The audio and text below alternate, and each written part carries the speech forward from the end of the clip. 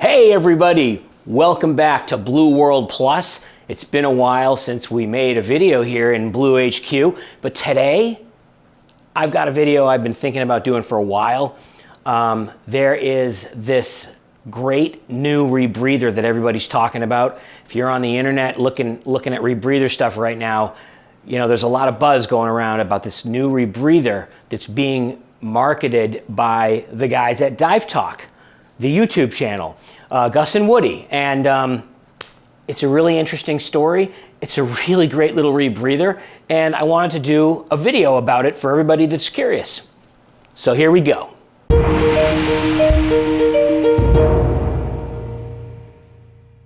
So this is the DiveTalk Go. It is a front mount rebreather, which is to say it goes right here. And your breathing loop is quite small because the counter lungs are right here. And the scrubber is right here. Your O2 bottle right here. And you know, the only thing that's not right in front is your diluent, which is on your back. And I'm gonna get back to that in a minute. So, you know, this is the way you dive it, just like this. Now, when I first saw this thing, I thought, man, having that big thing on your chest is gonna be so weird. But, you know, honestly, in practice, I hardly even really notice the thing. It seems bulky when you're standing here, but when you're in full scuba gear, everything is so bulky anyway, it doesn't really seem to be that much bulkier. So what are the advantages of this thing? Well, there are a lot of great advantages of this rebreather, but I think to do them justice, I need to start at the beginning. The story kind of begins with the standard back mount rebreather. So if you're talking about a Megalodon or a KISS or an AP or a Revo, pretty much all of these rebreathers have the same basic design. And that is you've got on your back, you've got the scrubber and then two bottles. And one of them is going to be oxygen, and one of them is going to be diluent. Here's the JJ. What's interesting about this design is that, you know, it's what we think of as normal scuba gear, right? It's back mount. Everything's on your back, just like a scuba tank would be on your back. Your rebreather is on your back. The problem with this is that you've got two small bottles. You've got plenty of oxygen. These things usually use 3-liter bottles. So you've got plenty of oxygen in a 3-liter bottle. A 3-liter bottle could probably run you for 12 hours of oxygen because your body uses so little of it. The other bottle then is your diluent. Now the diluent is just what you mix with the oxygen to get the right blend. And you really don't use very much of that either if nothing goes wrong. But if you have to bail out because something has malfunctioned on your rebreather, maybe your computer, maybe the oxygen sensors inside, maybe the scrubber, maybe you got water in it, who knows, whatever, things can go wrong. You always have to have a plan B. So the plan B on a rebreather is if anything goes wrong with the rebreather, you bail out of the rebreather and you go to open circuit scuba. The problem is this little diluent tank is not enough open circuit bailout. A little 3-liter tank is almost worthless at more than maybe 30 feet. If you're just at 30 feet swimming around on a reef, that's probably enough diluent that you could use it as a bailout to get up to the surface. But if you're any deeper than that, it's not gonna work. And let's face it, these are technical diving rebreathers. You're almost always deeper than that. So this is a great rebreather, but there's no bailout. So what do people do? This is standard practice with back mount rebreathers. You carry a bottle of bailout. If you need to bail out, you need to have a bottle that's capable of not only getting you to the surface, but getting you through any required decompression. So sometimes you have to remember that a rebreather can get you into situations that it's very hard to get out of without a rebreather. And it's hard in some cases, for example, if you're diving very deep, there's quite a bit of gas required on open circuit to do your decompression if you have to. So you have to carry sometimes multiple bottles of different staged gases so that you can get back to the surface safely if you have to bail out. So this means that you're swimming around with a big giant bottle or two, even if you're on just a recreational kind of fun dive like this guy is. He's got his inspiration, and he's got a very small, that's probably a 40 cubic foot bottle of bailout, but you gotta have some kind of bailout because what you've got on the rebreather is just not enough for a safe bailout. So you always got this bottle kind of hanging off of you, like on one side, and it's kind of out of balance, it's out of trim, it's just kind of floating there.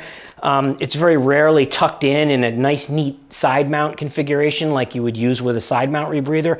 They're just kind of in the way. And so the question then becomes, if you want to do recreational diving, is there a way to do this a little smaller and neater? Because the fact of the matter is that you don't need one of these big technical rebreathers if you just want to do some recreational diving, like say a 2-tank morning boat dive, or maybe just go shore diving. So these big, huge expedition grade rebreathers are kind of overkill for a number of reasons. So the basic premise of the DiveTalk Go rebreather is that it works with a standard single tank BC, the same thing you would use if you were diving recreationally. And you'll have to pardon the ancient steel 72 I'm using, because this tank is so old that we just use it as a prop in the office. I don't think it's been hydroed in many decades. So in any case, so this is my normal regular BC. Incidentally, I'd like to point out, this is the X-Deep, sort of their lightweight travel BC, and I absolutely love this thing. It's got a back plate, but the back plate is, cut out for lightweight, and it's got, it's really light to travel with, and it's got everything you need and nothing you don't. And the first time I saw one, I knew I had to have it. So in any case, just a little plug for that. I love it. So how's this thing work? So what I have on here are some D-rings. Where are they? Can't see them from the back. So I got some D-rings on this thing, and here they are. And then I've got some bungees, and these little bungees attach to the back plate, and they're about, 6-inch long bungees. And when I'm not using them, I just keep them clipped here, and they basically don't do anything. But then you'll see how it works when we get to the rebreather. So what happens with the Go is that it basically goes on your chest. And so what's nice about this is I'm not going to try to do it all on a table, because it's completely awkward, and I'm just going to drop the thing. But this guy has clips, and you clip it on your D-rings on the front, just like that. Clip, clip. And now it's clipped to the front. And then those bungees that I was talking about, right here, they go and they clip down on the bottom. I don't need to really do that. They clip down on the bottom. And the elastic on them kind of snugs the thing in and just kind of keeps it pulled down and sitting on your chest real nice. And then the only thing you hook up, because everything is self-contained in the rebreather, everything except the diluent. And so there's an inflator valve stem here, and it uses the same exact inflator that you would use for your BC. So this thing is not going to stand up while I go get the regulator. Oh no, oh boy, there we go. So I have a regulator. This is just a normal regulator, and it looks like it has a lot of hoses, right? Because it does. The reason is, you'll see when I put it together, I've got, okay, so I've got this inflator hose, which of course is for the BC. That's my normal open circuit thing. I've got a reg, which has a necklace on it because I'm not using the reg, but it's just going to be there, you know.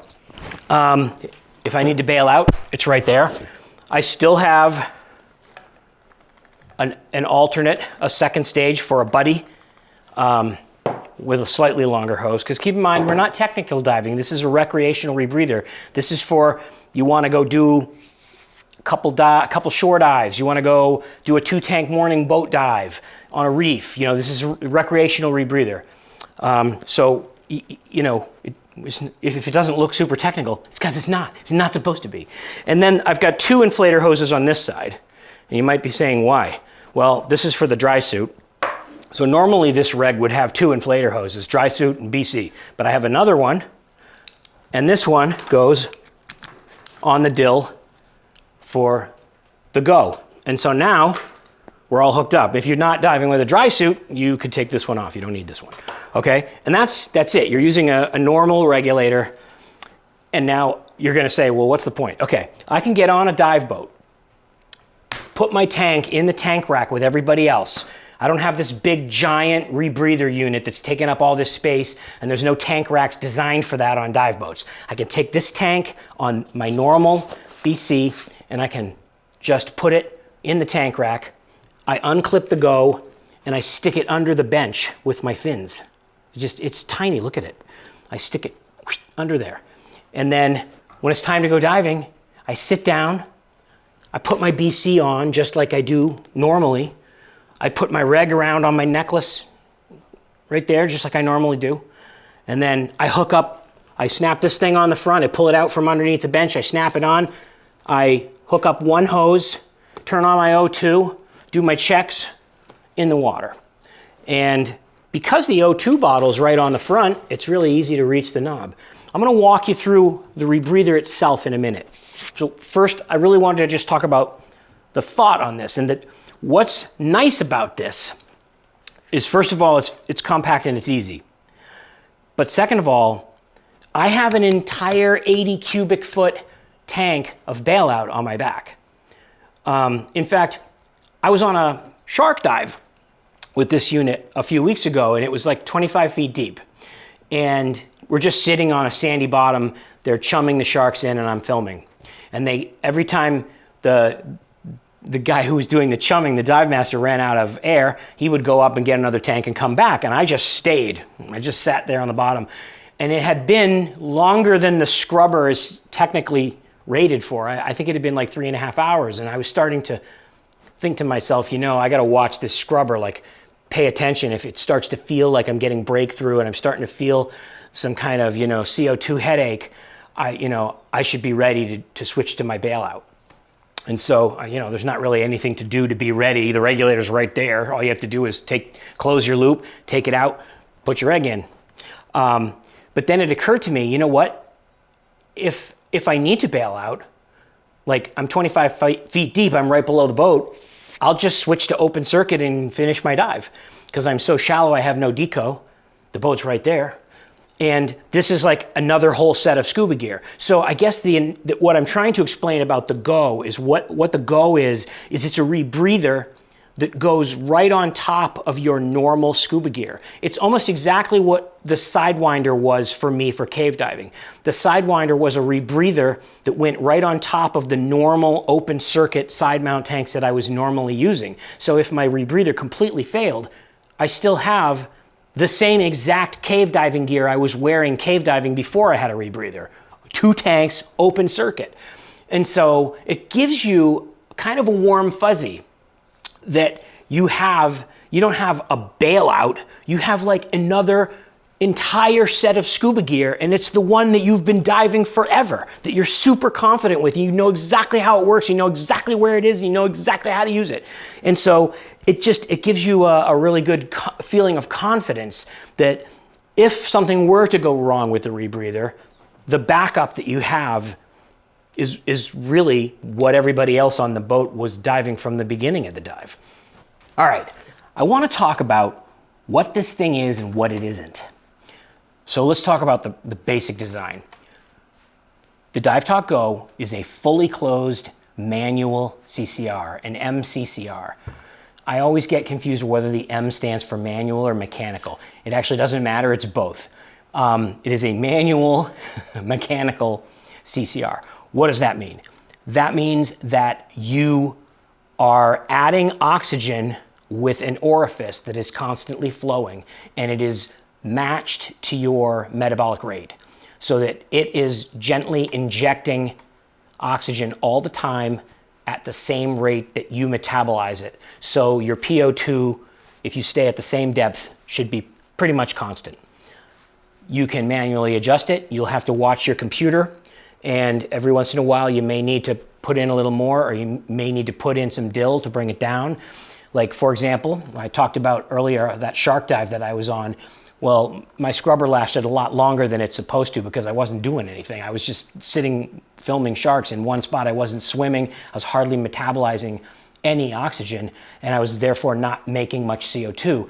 And so you can't say that a scrubber lasts for X amount of time, because it's completely a variable of how hard are you working, how much do you breathe, that kind of stuff.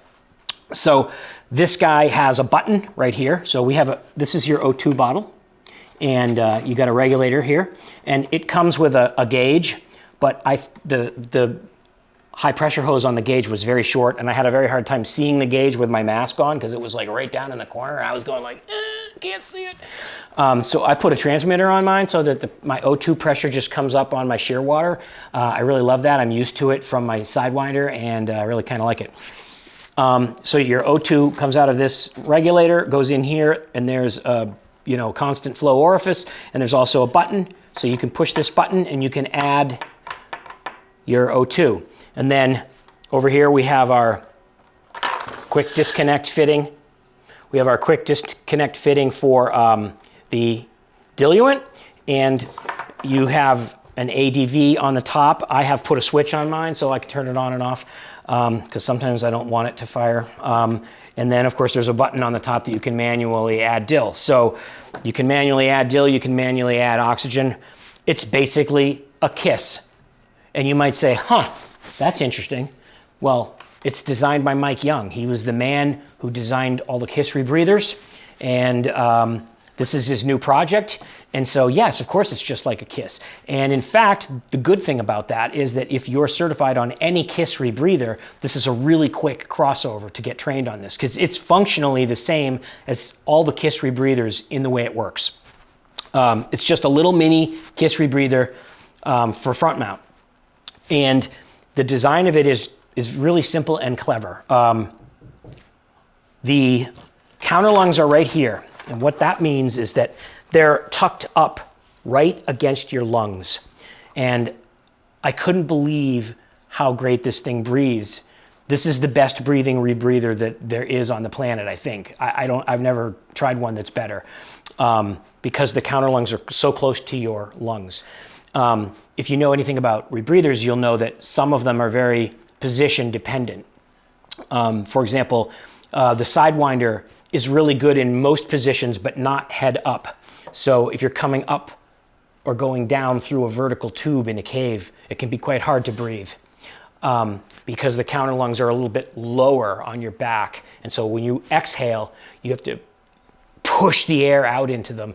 And it's always trying to kind of blow the loop out of your mouth if you're going up. Now in cave diving, you're almost never doing that. It's a cave diving rebreather. It's designed to breathe well horizontal, and it does. So it's great for cave diving. This, on the other hand, because of the way the counter lungs sit, it's kind of good in any position. You can swim upside down, you can go head up, you can go head down, you can go up, right side up. It's great. So what's the basic design here? So you have a loop. It's a very short loop because obviously it doesn't have to go behind your head or anything. Because of that, there's not a whole lot of air in it, so it's not super buoyant like the loop on a lot of rebreathers, and you need counterweights sort of on the hose to keep it from tearing your mouth open. This is actually, there's not enough air in it for it to be super buoyant, so you don't need any weights or anything on it. It's just like this. The mouthpiece itself is this nice machined Delrin, and it's heavy enough that its buoyancy characteristics are easy peasy. Also, it just goes right straight down, so it's not going like over your shoulder where it would have buoyancy and it would like float up around your head and try to pull your... So that's kind of cool. The counter lungs, so there's a overpressure valve on the right counter lung here. And the way the gas flows is when you exhale, it's gonna go down through this hose and it goes into the exhale counter lung, and then it percolates through the scrubber, which is here. And then it comes out into the other counter lung. And then when you inhale, it goes back up, and that's the loop. So just right straight it down, exactly the way it looks. Nothing complicated. And let me open this thing up and show you what the inside looks like. So the counter lungs are held on with these little clips that are so cool. They're just little push clips that you push. And all you have to do to put them on is push in on the clip, pop it in and let go. And then it's clipped. And of course, you're going to do an overpressure and an underpressure test when you put it together just to make sure that they're clipped, you know.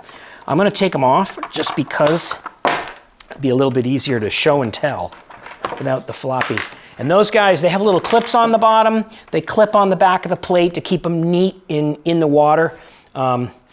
So I didn't want to clip those because they're a pain to take off went quickly so that I could do this demo. So we can flip this thing over. You can see I got a couple of clips on the top for clipping it onto my rig. And then these two holes on the bottom are for those two bungees. They just snap right in there. And I like to position my O2 bottle with the handle down. That way I can just reach down and I can find that handle and I can turn my O2 on and off. Of course, you know, this is because it's a constant flow or O2. You don't want to turn it on until you're ready to dive. And then when you get out of the water, you want to turn it off and save that O2 for the next dive. So it's handy to have that knob like right on the front. Just boop, right there. Okay, so we've got three little clips here. All right, so now when you take this thing apart, what you'll see, so inside, kind of spread it out here. There's my sensors. You got 3 sensors, they go here, 1, 2, and 3. And they have their corresponding little coaxial connectors. Okay, and then this is the scrubber. So you'll fill this scrubber up to the line, tap it a little bit, settle it, and you'll put this screen on the top to hold it all together. Then when you put it together, the little springs on the other side, squish it all down, make it all compacted, and that's the entire unit. And you can see on this guy how the air will come in through here, and then it goes around and it comes out in a little slot down here that goes across this face and then can go through. So it's a pretty straightforward, simple design. One of the things that makes it different, let me put this thing back together so I can show you line the clips, just pop it back together, do 3 snaps. And there she is, she's back together. And what's interesting about this unit is that they've gone to a threaded fitting. I'm not convinced that it's, you know, really any different functionally from the standard KISS thing of having the little notches that go, but it's certainly a little bit easier to assemble. You have 2 O-rings in the loop, and so you just push this in. This thing could be a little bit better lubed at the moment. You push it in, and then you thread it down. It's really important to remember that you don't need to make these tight. It's a lot of threads. Or there it is. You don't need to make it really tight because This is not what makes it watertight. The O-rings inside make it watertight. This just keeps it from coming apart. People have a tendency to want to crank these things down really tight. Dude, relax. All this ring does is keeps it from popping out. This does not do anything to make it watertight. So just keep that in mind. Go gentle on your threads. You know, it's Delrin, not steel. And then the last thing is you've got a 4-pin connector right here.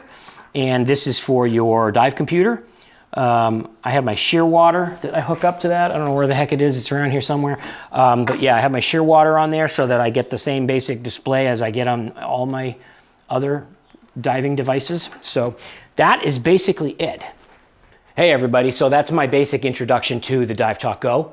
I'm going to show you some footage of diving it so you can see what it looks like in action.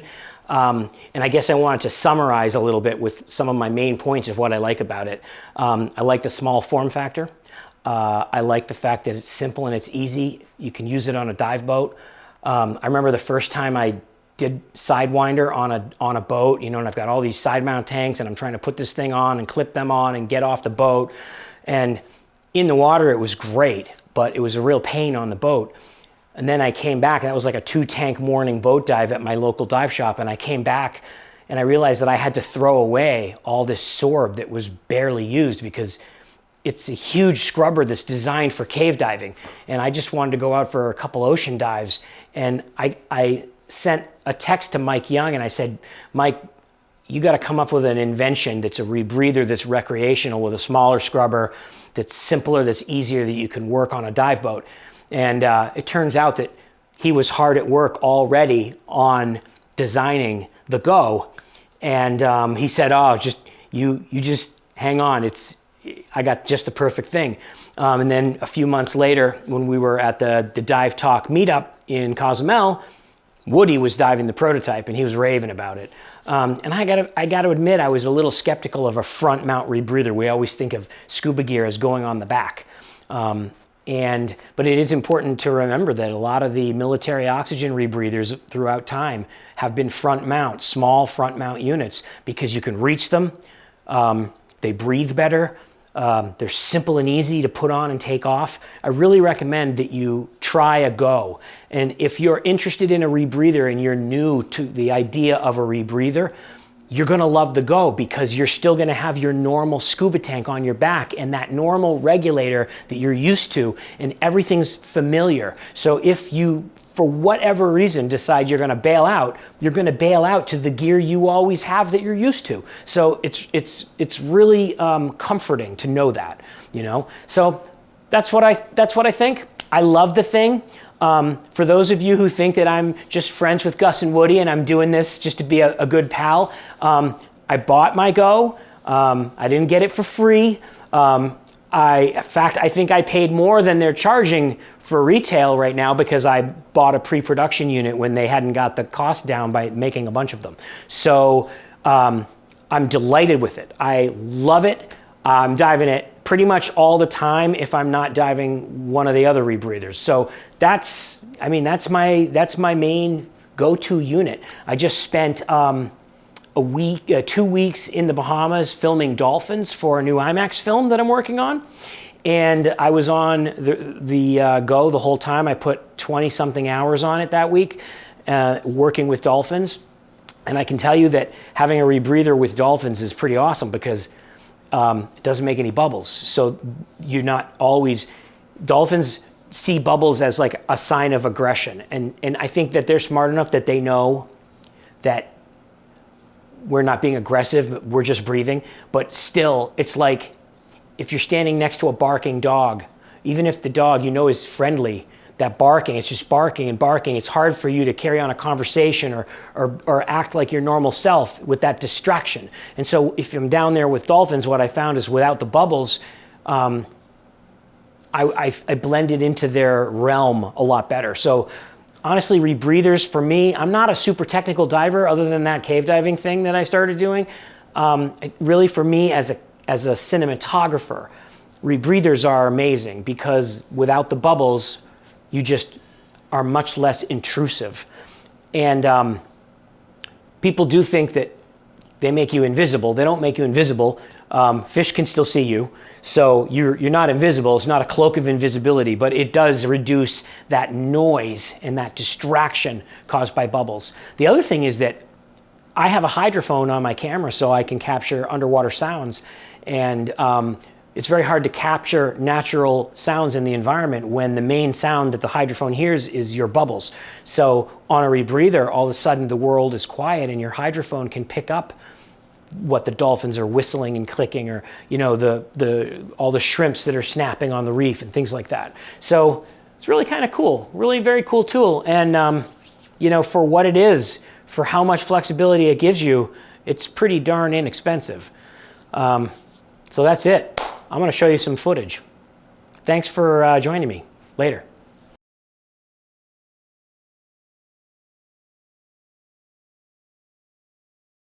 Well, I thought that you guys did really well. Looked like you were both really comfortable. I think we were all slightly overweighted, maybe by about a pound or so. Yeah. It breathes great in every position. I don't know if you guys were doing it. I was practicing all my different kicks, no problem, going backwards, forwards, all of that. It doesn't really interfere with any of that. And it's also really easy to put on by yourself, which I like, right? If you're sitting down on that boat, you clip the top clips off, at that point you're golden, right? You just have 2 more bottom clips, and for me, it's on a normal recreational BC. I don't have anything added special to this BC. So I have to admit that, I was a little skeptical when I first saw the Go in Cozumel and you were diving it. I was a little skeptical if I would like this chest-mounted rebreather, but I gotta be honest with you, I really enjoyed diving it just now. That was really nice. It breathes great in any position, side, upside down, feet up, feet down, and it's small and it's light, and it's like I don't even feel like it's there. The mouthpiece doesn't give me any jaw fatigue like sometimes the Sidewinder can. So I'm pretty pleased with it. It was awesome. Yeah. So this is the entire rebreather. This is my loop. This is my O2 bottle, which is really easy to control because there's the knob right there. I can turn it on, I can turn it off. I got my O2 gauge right there. And this is the scrubber. The counter lungs are on each side. And there's the ADV. And there's my O2 addition button. So my O2's here and my ADV's here. And I'm wearing a necklace reg as my bailout, which is on a single 80. So I can be basically on a dive boat with a bunch of open circuit divers, and I've got my regular BC, my XD Travel BC with a tank in the tank rack, and this little guy is sitting underneath the bench. And I can get suited up with everybody else, easy peasy. And then my dill is just an inflator hose for a BC. So I have one inflator hose that's actually on the BC, and then I have the other inflator hose, which goes right here into my ADV. And there's how I get my dill. So this one big 80 on my back is my dill and my bailout. And check out how this thing goes on. Woody just demonstrated it, but I'll probably take my dive computer off first. So I got my dive computer here. So I'm gonna clip it here so I don't dangle it, right? And so now this thing's got 4 clips that hold it on. There's 2 on the bottom and 2 on the top. And what I'm gonna do is I'm gonna take the top ones off first so I can show the bottom ones. So you got the 2 top ones. They just clip to the D-rings right on your BC, okay? And then on the bottom, these 2 little bungees that just go around to my wing. I just take that off. And the other one over here, it's kind of buried. And then take off my dill. And this is my gauge. And that's the entire rebreather. It's the size of a I was gonna say a suitcase. It's a briefcase. It's tiny. That's the whole thing. God. This is a 6 cubic foot bottle, so it's like 0.9 liters. Little baby one, and you know, it's not a ton of oxygen, but it's a good 2-hour dive. And yeah, pretty simple. There we go. There she is. We'll ship with a tank cubic feet tank.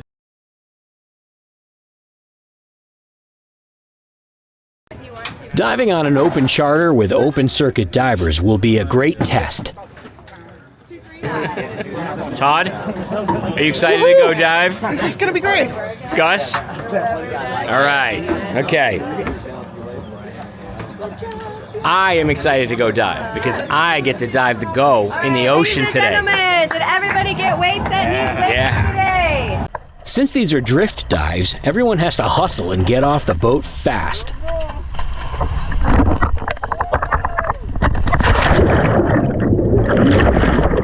I'm using a GoPro to keep the task loading to a minimum. These dives are about building experience, not filming. But you know me. I mean, I need at least some camera.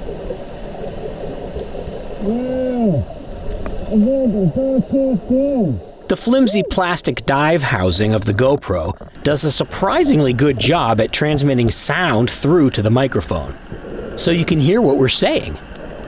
Yes, you can talk to each other on a rebreather.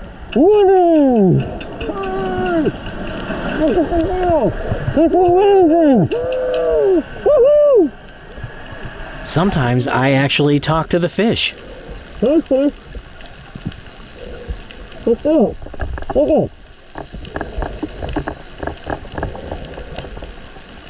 Without bubbles, it's amazing how close you can get to the fish. You can hear my breathing and the snapping shrimp in the reef, too.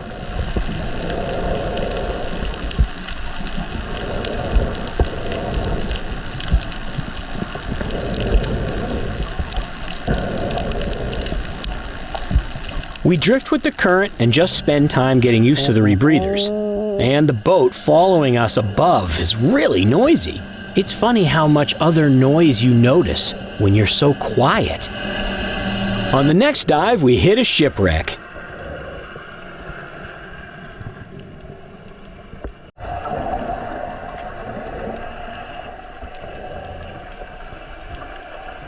Without a light, I can't really shoot anything inside the wreck, but it's fun exploring. Todd and I really love the Go rebreather, so you'll be seeing it a lot in upcoming Blue World adventures. Hey everyone, thanks for watching our latest episode all the way to the end. You're crazy if you don't subscribe. Hit that subscribe button now so you won't miss our next episode.